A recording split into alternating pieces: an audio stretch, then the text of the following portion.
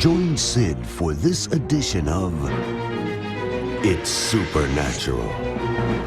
S'y trotte ici à Jérusalem en Israël, et je viens d'être témoin de l'événement le plus surnaturel de l'histoire moderne d'Israël. Je viens d'être témoin de l'événement le plus surnaturel que j'ai vu en enquêtant sur les miracles pendant plus de 40 ans. Nous avions 550 Juifs qui n'avaient jamais entendu l'Évangile, ne savaient rien du Messie dans cet auditorium. Et 525 d'entre eux se sont levés et ont hardiment proclamé Yeshua comme leur Messie et Seigneur. Et maintenant, nous les inscrivons dans une classe de disciples alpha et ils seront les futurs dirigeants de ce que je crois être le début du plus grand mouvement de l'Esprit de Dieu dans l'histoire d'Israël et du plus grand mouvement de l'Esprit de Dieu qui va aller aux quatre coins de la terre, et les Juifs accompliront leur destin. Quel est notre destin? C'est celui d'être une lumière aux Goïm, une lumière pour les nations, et cet évangile va se propager aux quatre coins de la terre, comme c'était censé le faire lors de la première venue.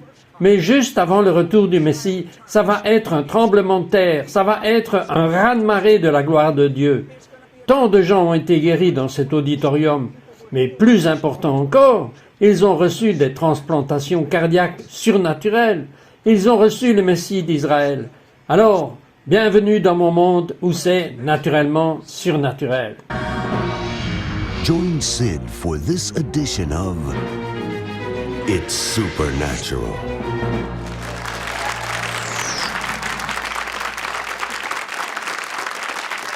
S'y trotte ici avec Warren Marcus. Warren est un juif croyant dans le Messie comme moi et il est producteur principal ici chez It's Supernatural. Et Warren, nous avons eu le grand privilège d'être témoins sous nos yeux de ce que je considère comme le plus grand miracle de l'ère moderne de l'histoire d'Israël. Je veux dire, je préviens toujours, j'ai toujours du mal à croire ce que nous avons vu, mais vous allez voir des images à ce sujet. Laissez-moi vous raconter comment c'est arrivé. Un jour, je reçois un appel téléphonique d'un de mes amis en Israël et il m'a dit « Sid, je veux te bénir, toi et ta femme. Je veux payer toutes les dépenses. Tu peux aller en Israël, je couvrirai toute la nourriture, l'hôtel, toutes les justifications. » J'ai dit « Bien, merci, mais je ne veux pas prendre de vacances. » Je sais que ça peut paraître fou, mais c'est ce que j'ai dit. Je ne veux pas prendre de vacances. Mais ensuite, j'ai pensé que j'étais récemment allé en Israël et nous avons eu une réunion d'évangélisation extrêmement réussie avec 250 juifs non sauvés dont la majorité s'est levée. Et j'ai vu des professions de foi. Alors j'ai appelé mon ami qui a organisé cette réunion et je lui ai dit que j'avais l'opportunité de venir en Israël. « Voudriez-vous organiser une autre réunion ?» Il a dit « Oh oui, bien sûr. » J'ai demandé quel est le nombre de juifs non sauvés qui, selon vous, pourraient venir. Il m'a dit « 500. » J'ai dit « c'est vendu » et j'ai appelé mon ami et la prochaine chose que je sais, ma femme, moi-même, mon producteur et quelques autres personnes étaient dans un avion. Nous sommes allés en Israël. Alors nous sommes allés dans une ville dont la plupart des gens n'ont jamais entendu parler. Elle s'appelle Ashdod. C'est en fait une ville qui est à 100% constituée de juifs. Et vous connaissez peut-être cette ville d'Ashdod parce que Warren, elle est célèbre pour les roquettes. Les missiles qui sont envoyés directement depuis Gaza, la plupart d'entre eux ont touché cette zone Ashkelon et Ashdod. Mais le plus étonnant, c'est que même si ces centaines de roquettes étaient tirées, elles manquaient toujours leur cible. Elles étaient envoyées latéralement. Elles n'ont touché que quelques objets, mais cela n'a blessé personne. Et c'est donc un miracle incroyable. Mais c'est au milieu de cela que nous avons eu nos premières réunions. Et vous savez ce que je crois? Je crois que le diable sait en quelque sorte que quelque chose se passe et qu'il essayait de détruire cette ville avant la grande évangélisation qui s'y est déroulée. Nous avons eu quelques réunions avant la réunion principale et la première réunion que nous avons eue concernait environ 150 juifs non sauvés. Et les instructions que j'avais étaient que je pouvais dire tout ce que je voulais, mais que je ne pouvais pas faire un appel à l'hôtel. Maintenant, vous devez savoir que cela me dérangeait un peu. Cependant, Warren, même s'ils m'ont donné la permission de dire tout ce que je voulais, qu'est-ce que vous en pensez? Je pensais que c'était incroyable, parce que vous avez juste fait ce que vous avez fait, c'est que vous avez raconté votre témoignage, et vous leur avez dit la prière que vous aviez priée, et comment vous avez appelé Yeshua Jésus. et vous avez pu leur faire répéter exactement quand vous rentrez chez vous. Et je vous dirai, retenez cette pensée. Je veux que vous le voyiez parce que je ne peux même pas croire que j'avais un chutzpah. C'était culotté. Jetons un coup d'œil. Vous pourriez être un toxicomane en ce moment. Может быть, кто-то здесь наркоман или балуется с наркотиками. Et Dieu vous libérera instantanément. Бог освободит вас сразу. Personne d'autre ne vous libérera. Никто не освободит. Personne d'autre ne vous aime comme Dieu. Никто не любит тебя так. Et si vous ne l'avez jamais entendu auparavant, Если ты никогда об этом еще не слышал, Dieu vous aime. Бог любит тебя. Mais rappelez-vous Но помните, que lorsque vous irez au lit, когда ты пойдешь спать, vous dites Yeshua, скажи Ишуа. laisse-moi entendre Yeshua. И забыли Ишуа, Pardonne-moi mes péchés прости мне мои грехи et viens vivre à l'intérieur de moi. и жить во мне. Je fais de toi mon Messie et Seigneur. Будь моим Машиах и моим Господом. Utilisez vos propres mots, Используйте свои собственные слова, говорите своими словами. mais parlez avec votre cœur. Говорите это от сердца. C'est ce que Dieu veut. Это все, что Бог хочет. Alors après cette réunion, je veux dire pas de temps entre les deux, nous avons eu une autre réunion et la deuxième réunion était une réunion de transmission. Et je vais vous dire quelque chose, il se passe quelque chose de nouveau en Israël. Il y avait du feu qui sortait de moi. Nous avons demandé à Ladonna Taylor de jouer du violon. Et ensuite j'ai prié pour les dirigeants d'Israël. Jetez un coup d'œil.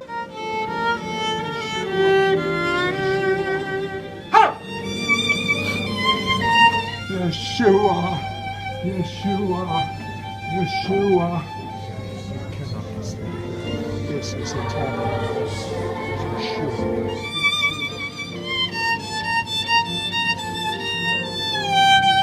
Yeshua, Yeshua, Yeshua, Yeshua. Ha! Ha!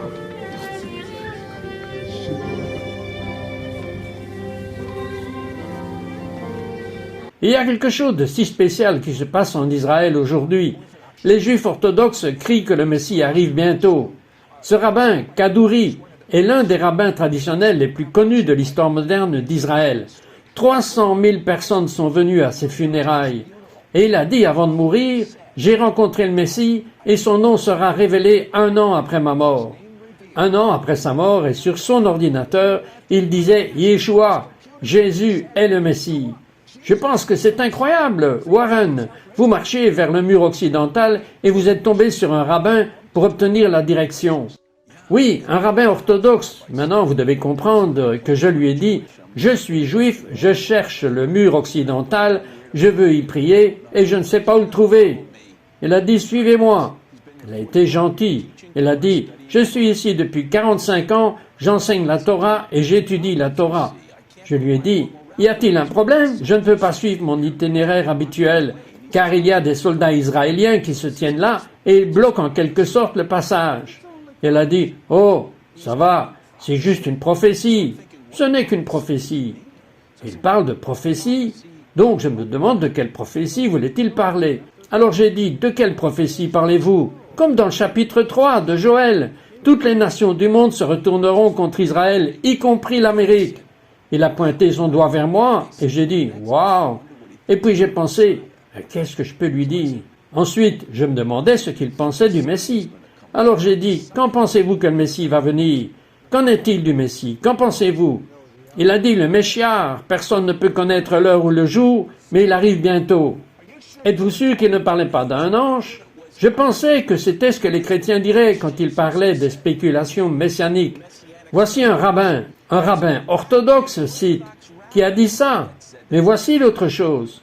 Je suis allé dans différents magasins et j'ai vu ces peintures et j'ai pensé qu'un chrétien les avait peintes. C'était le temple et j'en ai une photo, je l'ai prise avec mon iPhone. C'est le temple qui descend du ciel dans la gloire avec des juifs au mur occidental.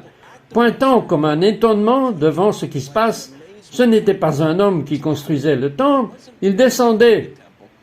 Et j'ai dit, eh bien, est-ce un chrétien qui a fait cela? J'ai vu ça dans plusieurs magasins. Il a dit non, ce sont des artistes juifs qui ne font que les peindre. Ils sont prophétiques, ils peignent cette nouvelle Jérusalem qui descend. Vous voulez voir quelque chose de prophétique? À notre retour, vous allez voir quelque chose qui n'est jamais arrivé de nos jours dans l'histoire d'Israël. We'll be right back to its supernatural.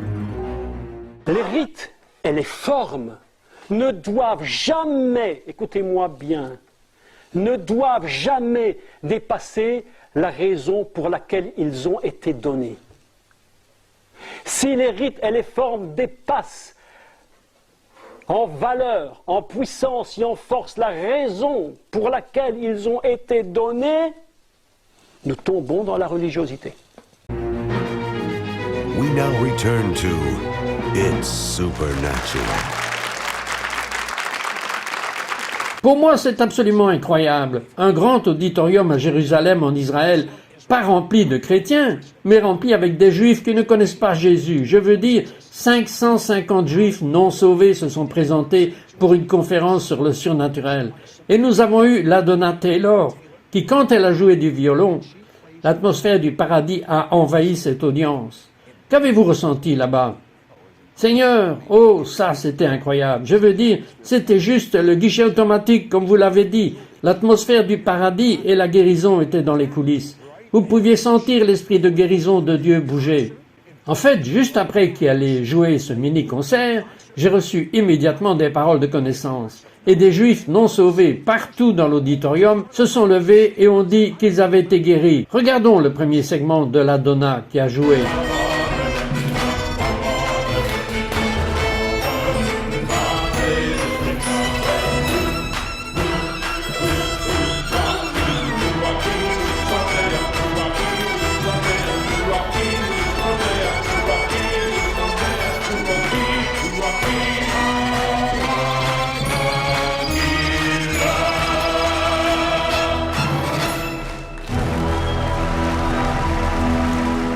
Vous savez, juste avant le début de cette émission, j'ai reçu un email. Une femme était dans ce groupe juif de non-sauvés et j'ai eu une parole de connaissance car je venais de voir le dos de quelqu'un guéri et elle n'avait pas de problème. Mais son fils avait un si mauvais état de dos qu'il était au lit depuis 1 mois. Et elle a dit, Yeshua, si tu es réel, je veux que mon fils soit guéri. Elle est rentrée à la maison et on n'en croyait pas ses yeux. Son fils était debout en train de préparer un repas. Et elle lui a demandé, mais que s'est-il passé? Il a dit, je ne sais pas, mais à telle heure, l'heure exacte à laquelle nous avions prié, toute la douleur m'a quitté.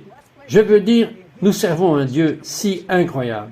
Mais l'appel à l'autel, j'ai fait des appels à l'autel pendant des années, mais quelque chose s'est passé lors de cet appel à l'autel avec des Juifs à Jérusalem. Personnellement, je n'avais jamais vu cela de toute ma vie. Expliquez cela, Warren. Oh, c'était incroyable. Lorsque vous connaissez ce qui se passe dans les églises, lorsque vous voyez quelques personnes s'avancer, vous dites « Waouh, n'est-ce pas merveilleux ?» La dernière fois que j'ai demandé combien de Juifs ont été sauvés à Jérusalem, nous avons reçu des lettres de personnes nous accusant de truquer les chiffres. Et pourquoi leur avez-vous envoyé la vidéo? Nous avons dit que nous l'avions tournée avec 7 caméras. Vous pouvez les compter par vous-même. Mais voici ce qui s'est passé. C'est comme s'ils étaient juste balayés, tout le groupe, juste boum. C'est comme si je n'avais pratiquement plus vu de siège où les gens étaient assis. C'était l'appel à l'autel le plus étonnant que j'ai jamais vu. Et j'ai dû continuer à me pincer. Nous étions à Jérusalem, c'était des Juifs qui venaient au Messie. Écoutez, je ne veux pas que ceux qui nous regardent en ce moment se pincent. Alors, allons-y. Le Seigneur t'a déjà donné son shalom, sa plénitude, dans votre esprit, dans votre âme et dans votre corps. Le nom de l'étoile Shalom, le prince de la paix, Yeshua, le Messie d'Israël. Quand je suis rentré à mon hôtel à Jérusalem, il y avait un chauffeur de taxi et il était russe, il ne parlait pas anglais. Mais j'étais tellement rempli de l'esprit que je devais continuer à parler de Jésus. Je ne pouvais pas me taire. Mais il ne comprenait rien de ce que je disais. Alors j'ai pris mon téléphone portable, j'ai appelé Warren et un autre Fred Ryan du ministère et j'ai dit que je serais à l'hôtel dans quelques minutes. Trouvez-moi un traducteur. Ils ont dû penser que j'étais encore une fois méchouga, que j'étais un peu fou. Mais ils m'ont trouvé un traducteur. Et le traducteur qu'ils ont trouvé était le chasseur. Et il parle russe. Il n'y a qu'un seul problème, c'est qu'il est athée. Il ne veut rien avoir à faire avec Dieu. Alors, je le force pour qu'il traduise et qu'il partage l'évangile à ce chauffeur de taxi qui accepte le Seigneur. Et cet athée qui déteste le fait que je crois en Jésus dirige l'adoration pour le Seigneur. Je veux dire, Dieu doit avoir un humour tellement sensé. Mais, Warren, en toute sincérité, nous en sommes à ce que la Bible appelle la plénitude de l'âge des gentils. Il y a 2 écritures dont il est parlé de cela dans le Nouveau Testament. La première écriture se trouve dans Luc 21, verset 24, dans laquelle Jésus a dit que la plénitude des gentils se produira lorsque Jérusalem sera bien dans la possession des Juifs. Eh bien, Jérusalem est en possession des Juifs. La deuxième fois que cela est mentionné, c'est en Romains 11, verset 25, qui dit que la cécité partielle est arrivée à Israël jusqu'à la plénitude des gentils. Je vous dis que l'échelle descend. Je vous dis que c'est le moment fixé pour favoriser Sion. Je vous le dis, Jésus reviendra bientôt. Si, vous savez, je me souviens que Romains 11 parle de combien c'était formidable que le peuple juif n'ait pas reçu Yeshua, parce que cela a ouvert les promesses de l'Alliance aux gentils, aux nations du monde. Et il est dit que c'était grand. Mais combien est-ce plus grand quand ils commencent à entrer et qu'ils arrivent maintenant, ce qui signifie que c'est la vie de résurrection, la vie d'entre les morts. Nous sommes prêts pour le plus grand réveil qui est sur le point de se produire, alors que de plus en plus de Juifs viennent à connaître leur Messie. Quand il est parlé de la vie d'entre les morts, je prends cela au sens littéral. Je crois que les gens vont aller dans les hôpitaux et ressusciter les morts. Ils vont aller dans les morgues et ressusciter les morts. Ils vont évacuer les morts des hôpitaux. Quand les Juifs reviendront, vous marquez la parole de Dieu. Cela fera revivre les morts.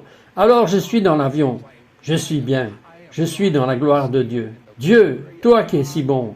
Je veux dire, je ne peux pas faire de miracle.